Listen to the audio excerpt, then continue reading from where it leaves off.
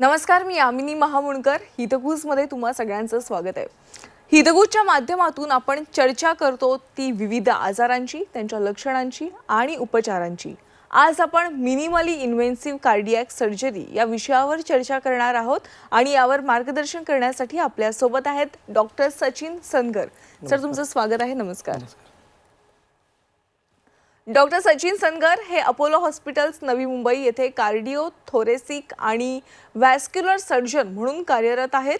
त्यांना या क्षेत्रात 13 वर्षांहून अधिकचा अनुभव आहे आणि त्यांनी मिनिमली इन्व्हेन्सिव्ह कार्डियॅक सर्जरीमध्ये विशेष प्रशिक्षण घेतलंय. त्यांनी MBBSचं शिक्षण BJ मेडिकल कॉलेज पुणे येथून पूर्ण केलंय. GMC मिरज मधून MS आणि BJ मेडिकल कॉलेज पुणे येथून सुपर स्पेशालिटी MCHचं शिक्षण पूर्ण केलंय. त्यांनी प्रादेशिक referral hospital Nashik, VPS lake shore hospital Kochi, 7 hills hospital Andheri येथे काम करताना भरपूर कौशल्य प्राप्त केलंय. त्यांनी अपोलो हॉस्पिटल्स बंगलोर आणि कॅरिटा हार्ट इन्स्टिट्यूट कोट्टायम येथे मिनिमली इन्व्हेन्सिव्ह कार्डियॅक सर्जरीचं विशेष असं प्रशिक्षण देखील घेतलेलं आहे. त्यांचं 6 आंतरराष्ट्रीय संशोधन प्रसिद्ध नियतकालिकांमध्ये प्रकाशित झालं असून त्यांनी अनेक राष्ट्रीय परिषदांमध्ये सादरीकरण देखील केलंय. अपोलो नवी मुंबई येथे झालेल्या पहिल्या हार्ट ट्रान्सप्लांट टीमचे ते सदस्य देखील होते. तर आज आपण डॉक्टरांकडून मिनिमली इन्व्हेन्सिव्ह कार्डियॅक सर्जरी विषयी अधिकची माहिती जाणून घेऊयात. सर, तुमचं पुन्हा एकदा स्वागत आहे. आणि सर, आपण पाहतोय भारतामध्ये हृदयरोग हा इतका गंभीर आजार बनत चाललाय आणि दिवसेंदिवस याचं प्रमाण अतिशय वाढतंय. तर त्याचं जे हृदयरोगाचं प्रमाण का वाढतंय आणि त्यामागे जो मृत्यू होते त्याचं नेमकं कारण काय आहे आणि हा धोका कमी करण्यासाठी काय करू शकतो? अगदी तुम्ही बरोबर बोललात की हृदयरोगाचं प्रमाण भारतामध्येच नाही तर जगामध्ये आता जर तुम्ही पाहाल तर फारच वाढलेलं आहे. आणि ते मृत्यू होण्याचं सध्याच्या सर्व कारणामध्ये ज्याला आपण नॉन कम्युनिकेबल डिसीजेस म्हणतो त्याच्यामध्ये ते नंबर 1चं कॉज आहे. बरं. हृदयशास्त्र. तर त्याच्यामध्ये हे टाळण्यासाठी बरेचसे उपाय आपल्याला करता येतात. उपाय कोणकोणत्या लेवलचे आहेत? काही उपाय आहेत की ते वैयक्तिक लेवलचे आहेत. काही उपाय जे आहेत ते आपल्या ज्या गव्हर्नमेंट लेवलला जे व्हायला पाहिजे ते आहेत. वैयक्तिक लेवलला आपण काय करू शकतो? सगळ्यात महत्त्वाचं म्हणजे लाईफस्टाईल मॉडिफिकेशन. लाईफस्टाईल मॉडिफिकेशनमध्ये आपण काय करायचं आहे की आपलं डाएट जे आहे सगळ्यात महत्त्वाचं. डाएट आपलं एकदम संतुलित आहार असला पाहिजे. डाएटमध्ये आपण फळं, भाजीपाला याचं जे प्रमाण जे आहे ते जास्त प्रमाणामध्ये वाढवलं पाहिजे. सॅलड्स आपल्या सकाळच्या संध्याकाळच्या आहारामध्ये जास्त प्रमाणामध्ये असले पाहिजेत. पुढची गोष्ट व्यायाम. आता सध्याच्या धकाधकीच्या जीवनामध्ये सगळेच बिझी आहेत. हो. पण ॲटलिस्ट आपण एक 30 मिनिटाचा वेळ तरी आपण 24 तासापैकी आपण काढू शकतो. दिवसातून एक 30 मिनिटं जरी तुम्ही रेग्युलर जरी चालला किंवा सायकलिंग करणं किंवा स्विमिंग करणं, एक 30 मिनिटाचा काहीतरी कार्डियक एक्सरसाइज तुम्ही करणं फार महत्त्वाचं आहे. पुढची गोष्ट जी आहे स्ट्रेस मॅनेजमेंट. आताचा सध्याचा सर्वात मोठा जो फॅक्टर जो आहे तो स्ट्रेस. या धकाधकीच्या जीवनामध्ये स्ट्रेस प्रत्येकाला आहे. ठीक आहे. फक्त तो व्यवस्थित मॅनेज करता आला पाहिजे. त्यासाठी काही आपण मेडिटेशन करणं, योगा करणं, सूर्यनमस्कार करणं ह्या गोष्टींद्वारे आपणाला स्ट्रेसवर किंवा जे आपले ताणतणाव आहेत ते आपण बऱ्यापैकी आपण कमी करू शकतो. बरं. पुढची गोष्ट जी आहे व्यसनं, की बऱ्याच लोकांना टोबॅको, अल्कोहोल हे जे व्यसन जे आहेत ते कमी करणं गरजेचं आहे. बरं.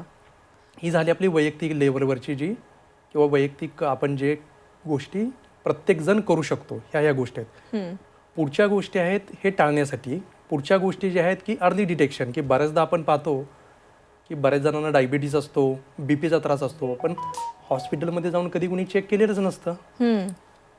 आता तुम्ही जर बऱ्यापैकी जर पाहाल तर किती जणांनी आपला शेवटचा आपला बीपी एकदा चेक केलेला आहे किंवा आपली ब्लड शुगर चेक केलेली आहे. तर याच्यामध्ये आपण अर्ली डिटेक्शन आणि प्रिव्हेन्शन जे म्हणतो की सुरुवातीचे निदान आपण लवकर करणे, की त्याच्यामुळे जे होणाऱ्या ज्या पुढच्या ज्या गोष्टी आहेत त्या आपण टाळू शकतो. बरं. त्यासाठी आपण रेग्युलर हेल्थ चेक केले पाहिजेत. ज्यांचे वय 40 वर्षाच्या पुढे आहे किंवा ज्यांच्या घरामध्ये स्ट्रॉंग फॅमिली हिस्ट्री आहे त्याच्यामध्ये त्यांनी हा रेग्युलर हेल्थ चेकअप केला पाहिजे. अपोलोमध्ये असे बऱ्यापैकी हेल्थ चेकअप्स अवेलेबल आहेत. इवन अपोलोमध्ये ज्या प्रिव्हेंटिव्हला इतकं महत्त्व जास्त दिलं जातं की त्याच्यामध्ये आम्ही काय करतो की रुटीन टेस्ट की ECG आहे, ट्रेडमिल टेस्ट आहे, 2D इको आहे, ह्या गोष्टीमध्ये आपल्याला समजून जातं की पेशंटला हार्टशी संबंधित काही आजार आहे की नाही आहे. बरं तर ते अत्यंत कमी किमतीमध्ये पॅकेजेस अवेलेबल आहेत. बरं नक्कीच. सर खरं तर तुम्ही ज्या त्या गोष्टी सांगितल्यात एकंदरीत काय आहे, आपण जीवनशैलीमध्ये काही बदल केले हे तर नक्कीच आपल्याला हृदयरोगाचा धोका आपण कमी होऊ शकतो. सर पण कोणत्या प्रकारच्या हृदयाच्या शस्त्रक्रिया ह्या प्रचलित आहेत, जसं की काही शस्त्रक्रिया ओपन हार्ट, रोबोटिक ट्रान्सप्लांट इत्यादी फारच प्रचलित आहेत, त्यावर काय सांगाल? ज्या हृदय शस्त्रक्रिया ज्या आहेत त्या ज्या आपल्या कॉमनली ज्या परफॉर्म केल्या जातात, सगळ्यात कॉमन जी सर्जरी आजकाल जी केली जाते ती आहे हार्टसाठी केली जाणारी सर्जिकल पार्टमध्ये बायपास सर्जरी. बायपास सर्जरी आहे, हृदयाच्या झडपा बदलण्याच्या शस्त्रक्रिया आहेत, किंवा आपण ऐकतो की हृदयामध्ये काही प्रमाणामध्ये छिद्र असतं तर ते छिद्र बंद करण्याच्या काही शस्त्रक्रिया आहेत. ह्या ज्या करण्याच्या तुम्ही ज्या पद्धती ज्या बोलल्या की ज्या ओपन सर्जिकल टेक्निक आहेत, त्याच्यानंतर पुढचं टेक्निक आहे मिनिमल इन्व्हेजिव्ह. मिनिमल इन्व्हेजिव्ह म्हणजे आपण काय करतो, ओपन सर्जिकल टेक्निकमध्ये जी पारंपरिक पद्धत आणि वेल एस्टॅब्लिश सेफ पद्धत आहे की ज्याच्यामध्ये आपण मधून जे आपलं स्टर्नम बोन जे आहे ते आपण इथून ते इथपर्यंत आपण कट करतो. मिनिमल इन्व्हेजिव्हमध्ये आपण काय करतो, हे कट न करता आपण साईडला बरकड्याच्या मध्ये छोटासा कट देऊन त्याच्यामधून आपण ऑपरेशन करतो. आणि तिसरा जो प्रकार तुम्ही जो सांगितला की रोबोटिक सर्जरी, रोबोटिकमध्ये काय करतो, रोबोटिक हे एक नवीन ॲडव्हान्स सिस्टीम आहे की त्याच्यामध्ये रोबोटच्या मदतीनं शस्त्रक्रिया केली जाते. याच्यामध्ये सर्जरी डॉक्टर्स करतात, लोकांची गैरसमज की robot is not performing surgery. Surgery doctors करतात, फक्त डॉक्टरांच्या हाताऐवजी ते आपण म्हणतो रोबोटची आर्म ते वापरले जातात आणि त्याद्वारे ही शस्त्रक्रिया केली जाते. बरं सर, आपलाचा विषय आहे मिनिमल इन्व्हेन्सिव्ह कार्डियक सर्जरी, तर आपल्याला त्याविषयी प्रेक्षकांना सांगा नेमकं ही सर्जरी काय आहे? ओके, जसं मी आता सांगितलं की ही जी सर्जरी आहे मिनिमल इन्व्हेजिव्ह कार्डियक सर्जरी, याच्यामध्ये कमीत कमी बॉडीला चिरफाड करून ऑपरेशन केलं जातं. जसं पारंपरिक जे मी सांगितलं की सर्वात सुरक्षित पद्धती आहे, जे सेंटरमध्ये इथून ते इथपर्यंत जो आपलं जे स्टर्नल जे बोन जे आहे ते स्टर्नल बोन कट करून ऑपरेशन केलं जातं. मिनिमल इन्व्हेजिव्हमध्ये काय करतो आम्ही ते बोन आम्ही कट करत नाही. त्याच्याऐवजी आम्ही छोटासा डाव्या साईडला किंवा उजव्या साईडला बरकड्याच्या मध्ये छोटासा आम्ही कट देतो आणि त्या कटमधून आम्ही आतमध्ये, त्याच्यामध्ये कुठल्याही हाड हे कट केलं जात नाही. बरं, पण सर ह्या सर्जरीचे नेमके फायदे काय होतात रुग्णांना? नक्कीच ह्या सर्जरीचे पेशंटला भरपूर फायदे आहेत. जसं की तुम्ही म्हणाल की स्टर्नम बोन जे आहे, जे मिडलाईनमध्ये जे बऱ्याचदा कट केलं जातं पारंपरिक शस्त्रक्रियामध्ये, आणि ज्या पेशंटला डायबिटीस आहे किंवा ज्याच्यामध्ये थोडे इन्फेक्शनचे चान्सेस थोडे जास्त राहतात ते ह्या पद्धतीमध्ये कमी असतात. त्याच्यामध्ये जो कट असतो तो कट छोटा असतो. पेशंटला जो रक्तस्राव होतो तो रक्तस्रावाचं प्रमाणही कमी असतं. बरं, सगळ्यात महत्त्वाचं जर तुम्ही म्हणाल तर रिकव्हरी एकदम फास्ट असते. म्हणजे आज जर मिनिमल इन्व्हेजिव्ह बायपास सर्जरी केली तर दुसऱ्या दिवशी ICU मध्ये पेशंट आमचा उठून चालत असतो आणि तिसऱ्या ते चौथ्या दिवशी पेशंट घरी जातो. आणि 2 आठवड्यामध्ये तो त्याचं रुटीन सगळे ऍक्टिव्हिटी तो चालू करू शकतो. की पारंपरिक याच्यामध्ये त्याला साधारणतः 4 ते 6 आठवडे द्यावे लागतात. याच्यामध्ये 2 आठवड्यामध्ये पटकन तो त्याचे रुटीन ऍक्टिव्हिटी चालू करू शकतो. म्हणजे जसं आपण म्हणतो की सुरुवातीच्या काळामध्ये लँडलाईन पासून आपण मोबाईलपर्यंत आलो, तसं ह्या पारंपरिक शस्त्रक्रियेपासून आपण आता मिनिमल इन्व्हेजिव्ह आणि रोबोटिकडे आपण हळूहळू आपण चाललोय. म्हणजे एकंदरीत ह्या सर्जरीचे खूप फायदे आहेत. सर पण भारतीय रुग्णांमध्ये ही सर्जरी किती प्रमाणात केली जाते? तुम्ही हा चांगला प्रश्न विचारला. सध्या भारतामध्ये जर बघाल तर पारंपरिक पद्धतीने केल्या जाणाऱ्या शस्त्रक्रियांचं प्रमाण जास्त आहे. बरं, आपली अशी ऑफिशियल रजिस्ट्री नाही आहे, पण ओव्हरऑल जे कॉन्फरन्सेस किंवा याच्यामध्ये जे इंटरनेटवर बरेचसे जे पेपर्स अवेलेबल आहेत त्याच्यानुसार एक भारतामध्ये साधारणतः 5 ते 7% लोकांमध्ये फक्त ही सर्जरी सध्या केली जाते. 90 ते 95% लोकांमध्ये पारंपरिक पद्धतीने शस्त्रक्रिया केली जाते. तर हे जे शस्त्रक्रिया करण्याचं प्रमाण जे आहे ते जास्तीत जास्त पेशंटला आपण हा बेनिफिट आपण बाकीच्या देऊ शकतो. बरं, या सर्जरीचे काही प्रकार वगैरे आहेत? हां, मिनिमल इन्व्हेजिव्ह आपण सर्जरी म्हणतो त्याच्यामध्येही प्रकार आहेत. एक आहे की ज्याला आपण मिनी थोरॅकेटॉमी म्हणतो. जी आपली छाती आहे त्याला थोरॅक्स असं म्हणतात. मिनी थोरॅकेटॉमी म्हणजे एक छोटासा आपण थोरॅक्सचा पार्ट आपण ओपन करतो साईडमधून. एक मिनी थोरॅकेटॉमी द्वारे केली जाणारी आहे. एक आहे मिनी स्टर्नोटॉमीद्वारे. मिनी स्टर्नोटॉमीद्वारे म्हणजे पूर्ण हे हाड कट न करता वरचा थोडासा पार्ट कट केला जातो, त्याला म्हणतात मिनी स्टर्नोटॉमी. त्याच्यामधून आपण जसं एओर्टिक म्हणजे महाधमनीची झडप बदलणे ह्या ज्या शस्त्रक्रिया आहेत ह्या केल्या जातात. त्याच्या पुढचाही जो प्रकार आहे तो आहे एंडोस्कोपिक. एंडोस्कोपिक म्हणजे फक्त 1 सेंटीमीटरचं फक्त इन्सिजन असतं. 1 सेंटीमीटर इन्सिजनमधून आतमध्ये पोट ॲडव्हान्स केला जातो आणि त्याच्यामधून पोट आणि कॅमेरा ॲडव्हान्स करून त्याच्याद्वारे ऑपरेशन केलं जातं. आणि अजून ॲडव्हान्स जर म्हणाल तर रोबोटिक कार्डियक सर्जरी आहे. रोबोटिक कार्डियक सर्जरीमध्ये काय केलं जातं की जस्ट 1 सेंटीमीटरचं इन्सिजन, म्हणजे आता तुम्हाला सांगण्यासाठी म्हणजे एक महाराष्ट्रामधली सध्या अपोलो हॉस्पिटल नवी मुंबई येथे पहिली रोबोटिक मायटरल वॉल रिपेअर, म्हणजे डाव्या बाजूच्या आपल्या 2 कप्प्यामध्ये जी झडप असते त्याला मायटरल वॉल असं म्हणलं जातं. तर त्या झडपेचे दुरुस्ती करण्याचं महाराष्ट्रातलं पहिलं ऑपरेशन हे अपोलो हॉस्पिटल नवी मुंबई इथं करण्यात आलेलं आहे. बरं. म्हणजे रोबोटिकमध्ये बऱ्यापैकी अपोलोने आता सर्जरी रुटीनली करणं चालू केलेलं आहे. आणि आम्ही अभिमानानं सांगतो की महाराष्ट्रातली पहिली सर्जरी करण्यात आली. ती जी सर्जरी झाली ती एक 55 वर्षाची महिला होती. सर्जरी झाल्यानंतर दुसऱ्या दिवशी उठून ती चालू लागली. तिसऱ्या दिवशी तिला घरी आम्ही पाठवलं आणि फक्त 1 सेंटीमीटरचे तिला फक्त 3 इन्सिजन होते. त्यामुळे ही पूर्णपणे महिलांसाठी टोटली ही कॉस्मेटिक सर्जरी झाली, त्यांच्यासाठी रिकव्हरी सुद्धा फास्ट झाली. तर ह्या सगळ्या ज्या गोष्टी आहेत त्या सध्या रोबोटिक सर्जरीमध्ये शक्य आहेत. बरं. पण सर, ही जी मिनिमली इन्व्हेन्सिव्ह कार्डियक सर्जरी आहे, तुम्ही सांगितलं की जे फायदे खूप आहेत, लवकर रुग्ण रिकवर होतोय. अगदी ज्या महिलेचं तुम्ही ऑपरेशन केलात अगदी तिसऱ्या दिवशी ती घरी गेली. बरोबर. तर सर्व रुग्णांसाठी ही शिफारस केली जाते का? जी मिनिमल इन्व्हेजिव्ह सर्जरी जी आहे ही सर्व रुग्णासाठी शिफारस केली जात नाही. बरं. त्याच्यासाठी काही निकष आहेत. त्या निकषामध्ये जे पेशंट जे बसतात ते निकष पूर्ण करतात त्याच्यामध्ये ही सर्जरी आम्ही करतो. पण जर तुम्ही ओव्हरऑल म्हणाल तर एक साधारणतः 70% पेशंटमध्ये आपण ही सर्जरी आपण करू शकतो, म्हणजे जेवढ्या सर्जरी होतात त्याच्यामध्ये. बरं. सर, कोणत्या परिस्थितीमध्ये या सर्जरीची शिफारस केली जात नाही, म्हणजे अशा वेळी सर्जरी केली जाते असं म्हणू शकतो आपण? ओके. जसं तुम्ही जर विचारलं की कोणत्या पेशंटमध्ये आपण हे करू शकतो, निकष जर तुम्ही जर म्हणाल की आता काही पेशंट जे आहेत त्याच्यामध्ये बरेचसे फॅक्टर आहेत. पेशंट रिलेटेड फॅक्टर आहेत, काही ॲनाटॉमिकल फॅक्टर आहेत, काही टेक्नॉलॉजी रिलेटेड फॅक्टर आहेत. पेशंट रिलेटेड फॅक्टर म्हणजे पेशंटच्या हार्टचं पंपिंग जे नॉर्मली 55 ते 60% असतं. ज्यांच्या हार्टचं पंपिंग कमी आहे, ज्याला आपण लेफ्ट व्हेंट्रिक्युलर इजेक्शन फ्रॅक्शन ज्यांचं 30पेक्षा कमी आहे, त्यांच्यामध्ये आम्ही शक्यतो ही सर्जरी ॲडव्होकेट करत नाही. बरं. दुसरी गोष्ट, जे पेशंट आहेत जास्त लठ्ठ आहेत त्यांच्यामध्येही आम्ही सर्जरी शक्यतो आम्ही करण्याचा आम्ही टाळतो. ज्यांची अगोदर हार्टची सर्जरी काही झालेली आहे आणि ज्यांना पुन्हा ऑपरेशन करायचं आहे की ज्यांना आपण रिडू सर्जरी म्हणतो, त्यांच्यामध्ये आम्ही ही सर्जरी सांगत नाही. महत्त्वाचं म्हणजे ज्यांना काही अगोदरचं फुफ्फुसाचं काही इन्फेक्शन आहे किंवा फुफ्फुस सुरुवातीच्या काही जंतुसंसर्गामध्ये छातीच्या पिंजऱ्याला चिकटलेलं आहे. कारण कसं असतं, आपण ही साईडवरून सर्जरी करतो. ज्यावेळी आपण ही साईडवरून सर्जरी करतो त्यावेळी आम्ही फुफ्फुसाला बाजूला करून त्याला आम्ही म्हणतो सिंगल लंग व्हेंटिलेशन. म्हणजे एक फुफ्फुस बंद ठेवतो, दुसऱ्या फुफ्फुसाला चालू ठेवतो आणि सिंगल लंग व्हेंटिलेशन ठेवून आम्ही ही सर्जरी करतो. त्यामुळे ज्यांना फुफ्फुसाचे काही प्रॉब्लेम्स आहेत किंवा जे पेशंट आहेत ते सिंगल लंग व्हेंटिलेशन टॉलरेट करू शकत नाही, त्यांच्यामध्ये ही सर्जरी आम्ही ॲडव्होकेट करत नाही. बरं. पण सर, ही सर्जरी केल्यानंतर रुग्णांनी देखील स्वतःची काळजी घेणं खूप गरजेचं असतं. तर तुम्ही रुग्णांना काय सल्ला देता, कशा पद्धतीने त्यांनी स्वतःची काळजी घेतली पाहिजे?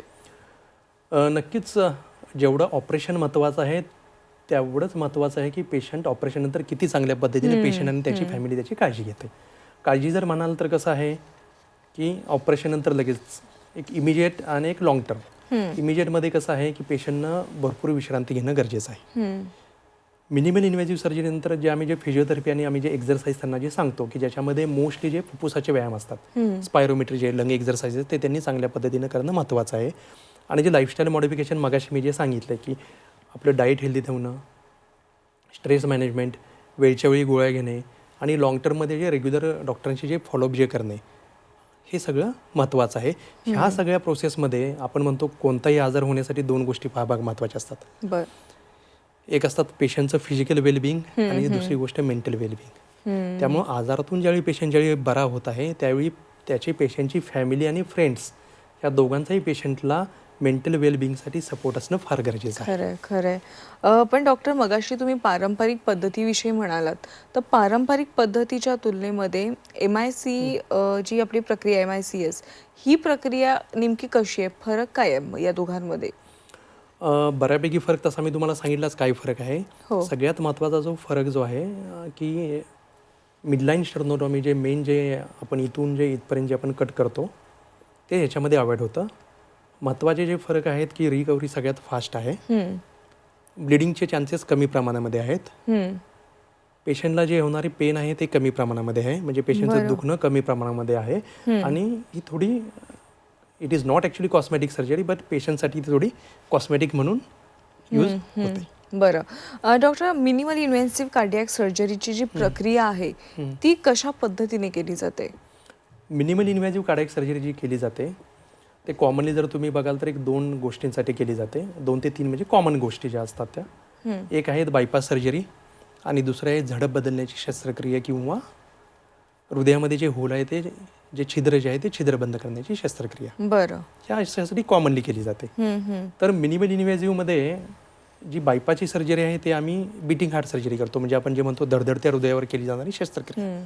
त्याच्यामध्ये जस्ट ओपनिंग केलं जातं, छोटं ओपनिंग, आणि त्याच्यामधूनच सगळी शस्त्रक्रिया त्याच्यामधून पार पाडली जाते. बरं. पण ज्या झडप बदलण्याच्या ज्या शस्त्रक्रिया आहेत त्याच्यासाठी आम्हाला हृदय बंद काही वेळासाठी आम्हाला बंद करावं लागतं. त्यासाठी आम्हाला कार्डिओपल्मनरी बायपास म्हणजे हार्ट लंग मशीन त्याचा वापर करावा लागतो. तर ते हृदय थोड्या वेळासाठी बंद करण्यासाठी जे आपण शेडातून रक्त आपण काढतो आणि ऑक्सिजनेशन करून जे परत देतो त्यासाठी आम्ही आपला मांडीचा जो फोल्ड जो आहे ग्रॉइन तिथं आम्ही छोटंसं आम्ही 1 इंचाचं आम्ही फक्त एक छोटं कट घेतो आणि त्या ज्या रक्तवाहिन्या आहेत त्याच्यामधून आम्ही ते हार्टलंग मशीनला आम्ही कनेक्ट करतो. ज्यावेळी छिद्र बंद करण्याचं किंवा झडप बदलण्याचं ऑपरेशन त्यावेळी हृदय थोड्या वेळासाठी आम्ही बंद करतो, एक 20-25 मिनिटासाठी. आणि त्याच्यानंतर एकदा का ते छिद्र बंद झालं किंवा झडप बदलून झाली की हळूहळू आम्ही ते मशीन हृदय चालू करतो, हळूहळू मशीन आम्ही बंद करतो. ह्या 2 पद्धतीने ह्या शस्त्रक्रिया केल्या जातात. तर सगळ्यात महत्त्वाचा प्रश्न आहे की ही जी पद्धत आहे ही प्रक्रिया करण्यासाठी डॉक्टरांना विशेष असं प्रशिक्षण दिलं जातं का?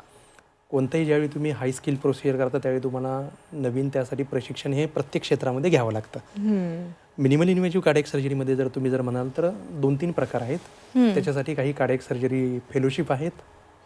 दुसऱ्या गोष्टी म्हणजे वर्कशॉप की जिथे कॉन्फरन्स अशा ठिकाणी बऱ्याचदा सिम्युलेटर किंवा ॲनिमल मॉडेल आहेत त्याच्यामध्ये डॉक्टरांना तिथे शस्त्रक्रिया करावी लागते. आणि तिसरा जो प्रकार आहे तो आहे प्रॉक्टरिंग आणि मेंटरिंग. म्हणजे सर्जनने ह्या 2 गोष्टी केल्यानंतर ट्रेनिंग घेतल्यानंतर सर्जन शस्त्रक्रिया करतात आणि जे सिनियर सर्जन जे कोणी असतील यातले जे एक्सपर्ट आहेत त्यांच्या मार्गदर्शनाखाली नंतर हे सर्जन थोड्या सुरुवातीच्या 10-15 शस्त्रक्रिया करतात. हे झाल्यानंतर आपण म्हणू शकतो की त्यांचं ट्रेनिंग व्यवस्थित कंप्लीट झालेलं आहे. बरं डॉक्टर, रुग्णांना संपूर्ण हृदयविषयक उपचार म्हणजेच कॉम्प्रेहेन्सिव्ह कार्डियक केअर देण्यासाठी कोणत्या सुविधा देणं गरजेचं आहे? ओके, हा जो तुम्ही शब्द वापरला कॉम्प्रेहेन्सिव्ह कार्डियक केअर म्हणजे हृदयाबद्दल असणारी सर्व काही सेवा ही एका छताखाली असणार. बरं. तरी कॉम्प्रेहेन्सिव्ह कार्डियक केअर कशाला म्हणायचे याच्यासाठी काही निकष बनवलेले आहेत. एक त्याला आपण एक JCI जॉईंट कमिशन इंटरनॅशनल ही एक संस्था आहे. ती ह्या हृदय किंवा हॉस्पिटल संबंधित मानांकन देण्याचं काम करते. म्हणजे जसं आपण म्हणतो की JCI अक्रेडिटेड हॉस्पिटल आहे म्हणजे त्याच्यामध्ये सर्व इंटरनॅशनल स्टँडर्डच्या सुविधा आहेत. अपोलो हॉस्पिटल नवी मुंबई हेही JCI अक्रेडिटेड हॉस्पिटल आहे. जे तुम्ही म्हणला कॉम्प्रेहेन्सिव्ह कार्डियक केअर म्हणजे हार्टशी संबंधित तिथं सर्व सुविधा असल्या पाहिजेत.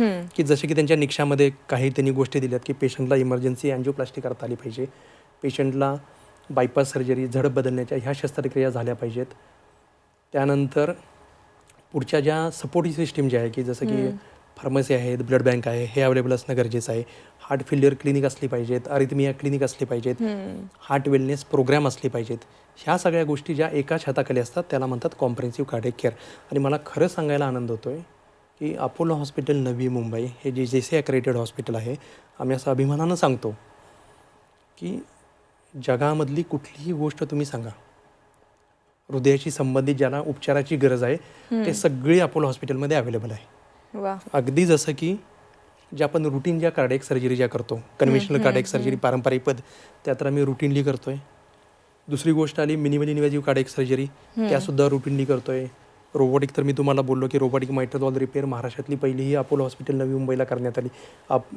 त्यानंतर एओटिक ज्या सर्जरी आहेत म्हणजे मोठमोठ्या रक्तवाहिन्यांच्या ज्या सर्जरी आहेत त्यासुद्धा अपोलोमध्ये होत आहेत.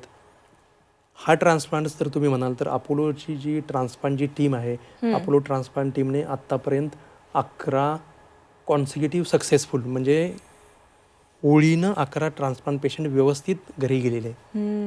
त्यामुळे तुम्ही हार्टबद्दल अगदी साध्या ट्रीटमेंटपासून ते हार्ट ट्रान्सप्लांटपर्यंत काही म्हणाल तर सगळी सर्जिकल ज्या गोष्टी आहेत त्या अपोलो हॉस्पिटलमध्ये अवेलेबल आहेत. विच म्हणजे जे असं दाखवतं की कॉम्प्रिहेन्सिव्ह कार्डियक केअर एक्झॅक्टली काय आहे.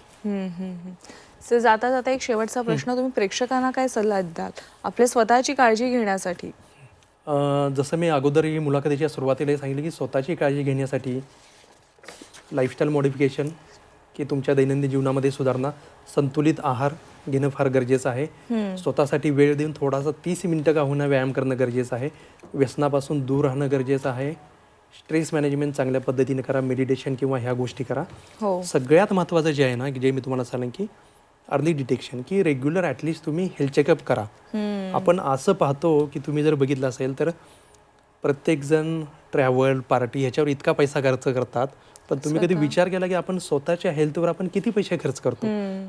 ॲटलिस्ट स्वतःच्या आपण कधी ब्लड टेस्ट तरी आपण साध्या केलेल्या आहेत का? तर ॲटलिस्ट 40च्या पुढे जर असाल जे कोणी किंवा ज्यांच्यामध्ये फॅमिली हिस्ट्री आहे त्यांनी जाऊन एक कार्डियक हेल्थ बेसिक चेकअप करणं गरजेचं आहे. की ECG करा, इको करा, ट्रेडमिल करा.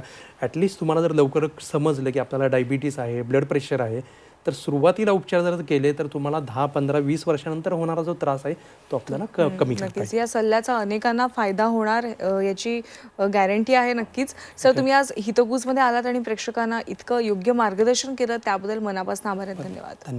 धन्यवाद. हितगुजमध्ये आज आपण इथेच थांबतोय. ताज्या घडामोडींसाठी तुम्ही पाहत राहा झी 24 तास.